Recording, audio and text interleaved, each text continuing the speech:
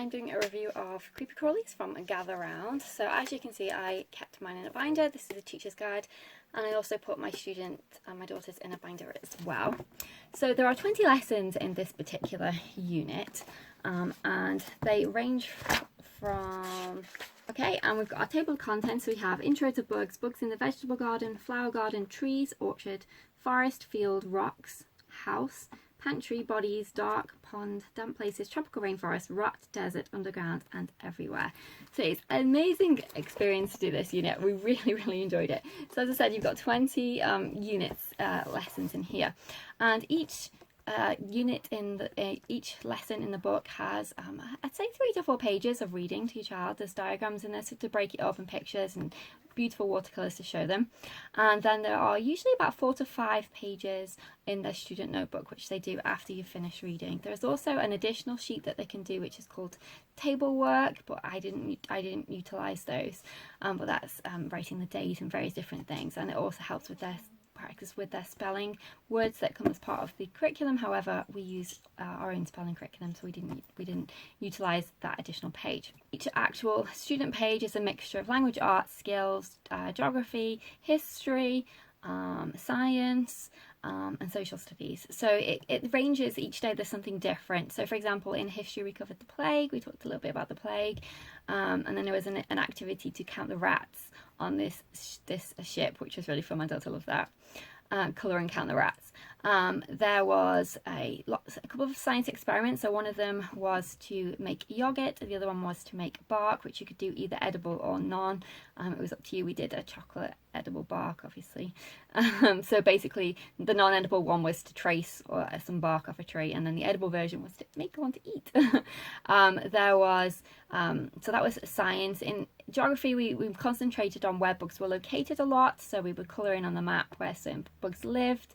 There was always lots of diagrams to label for the different parts of bugs. You could do a bug jar, so every day you could write something that you learned about a bug to put into your bug jar, and then you could read them all as you went along or at the end. Our overarching language arts assignment was to make a bug report, so it could be non-fiction or fictional, and then present it. So she had lots of fun doing that, and there was a couple of stages throughout where you did a little bit of work towards that, and then you actually started to work on that. I did like that because it's sometimes with curriculum you find that suddenly out of nowhere it's, oh right, now do your report, whereas with this one it was staged. So we looked at other reports first, then we brainstormed ideas before we actually got to writing our report, which I really did like. So it did seem that there was a lot of flow and methodical thought to the process, which I really did like. There was also for language arts editing various different pieces, which might also really like to do. She would like to pretend that she was a news reporter and reading the news report as though she was a news reporter. So she really got into it and she really enjoyed that aspect of it. There were some spelling words in there. And yes, we have really enjoyed it. So I would definitely recommend it. As I said, well, I don't think I did say, but it was our first actual Gather Round unit that we've done. I do have artists, but we haven't started that yet because I'm intending to leave that for 4th grade. So this was our first experience with Gather Round, and we did it at the end of our year when we'd finished most of our other curriculum. So we did it alongside maths and spelling. We had spelling you see to do still. So we did a Gather Round unit, the Creepy Crawlies, we did our maths, and we did spelling you see. I hear a lot of discussion about whether this is enough, or do you have to add lots of extra things to it, and to be honest, I do think it is plenty. Sometimes it was a stretch to then do the 5 pages and then say, okay, now we need to get our spelling out, because I do think it covered quite a lot of skills. As I said, you covered history, geography, science, language arts all in one. I did like the fact that they were all tailored around the unit, so the unit focus. I do think that I do like having a separate language arts curriculum. That's just my preference currently. However, that could change in the future because I do like unit study style. So incorporating all into a unit study is something that I do really like, and I do definitely see the benefit of it. And in terms of retention and learning and everything else, I do think it is actually really strongly beneficial. But we are doing Beowulf language arts for 4th grade, and there's no way you could persuade me from not doing that, because I'm really excited for it. But I do think if you're asking yourself the question of do I think it's enough, to cover all of my subjects and just add maths. I do think it is. I do think you could add your own writing in there, because I think the way it's laid out and everything is perfect to do notebooking with in addition. So you could, you know, give them a separate notebook where they could then use free thought and everything else to create things that they'd learnt from it. So you could add extra writing in there if you so desired, and also include spelling in that too, because obviously they're practicing spelling and everything else. It does have copywork in it. I chose not to do that. However, you can introduce your own copywork in there, or as I said, with the notebooking you can get some extra writing in there. So yes, I do think it is enough, but you have to want and enjoy unit study style for it to be enough. If you're very set in your, I want my language arts, I want my maths, and blah blah blah, I want my science, and everything separate, then no, you probably won't think it's enough. But if you're happy with the unit study approach, then yes, it is enough. But I think that we have had so much fun. It was the perfect way to end our year.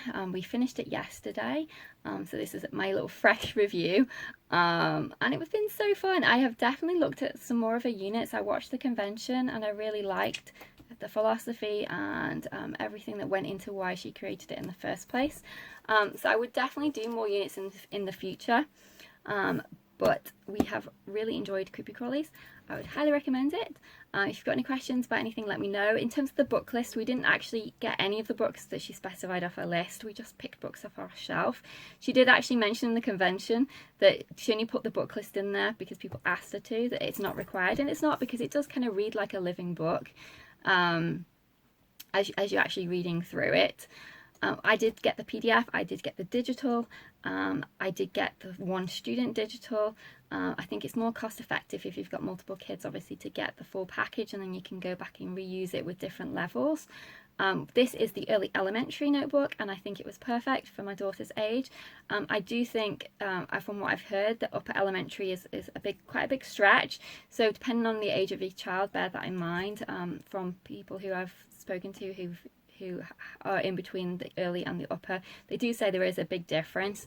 So just bear that in mind between the early elementary and the upper. If you're unsure about levels, maybe start with early elementary to begin with and see how you go. It was more than enough to do early elementary for my daughter, who is 8. I do think when I buy future units, I might then go up into the upper elementary, but for right now we've got artists, and I did also purchase Africa after doing this because I really like it, to do with our geography this year. So once I've done those, they're both early elementary. I think any future ones I purchase will likely be in the upper elementary level, by which point she'll probably be closer to 9. Okay for us to, you know, give the upper elementary a whirl. But yes, that's what we think of Creepy Crawlies. My daughter really enjoyed it. She was fascinated. I really like the fact that they've added videos to it, which was great. I love adding videos to our lessons. I think it makes all the difference, and there were some fantastic links to videos that she included. It does get a bit gory at times, because there was one where this guy was purposely getting stung, so, you know, sensitive viewers beware. But there was lots of other ones that weren't like that. But my daughter absolutely loved it. She at the same breath would turn around and say, "Why is he doing that? He's so silly." And I was like, yeah, he really is. But allowing bugs to sting him on purpose. So at least she saw that it wasn't a sensible thing to do, but she was still riveted to see what happened. And they did pick a good range of videos to go with. There was one video for each lesson that you could watch, and I really did think that made all the difference, particularly as it's bugs, and, you know, it's very something that you want to see, not just hear about, and you could see them in action. So for example, the bees lesson, there was a video on bees. It did introduce some sensitivity warnings in here, which I thought was helpful. It didn't really matter to us, but if you've got sensitive children about maggots and bugs in the house, like bed bugs and things like that, you know, sensitive children beware. But we loved it. We loved hearing all about bed bugs, and we loved hearing all about maggots, so that was fine for us, but it's just something to consider. But she does give a warning as to which section. It tended to be the bugs in the home that was mainly focused on. Everything else is, you know, your typical bugs. But yes, we've really enjoyed it, and I would definitely recommend it. So that was my review on Creepy Crawlies. Thanks for watching. Take care. See you soon.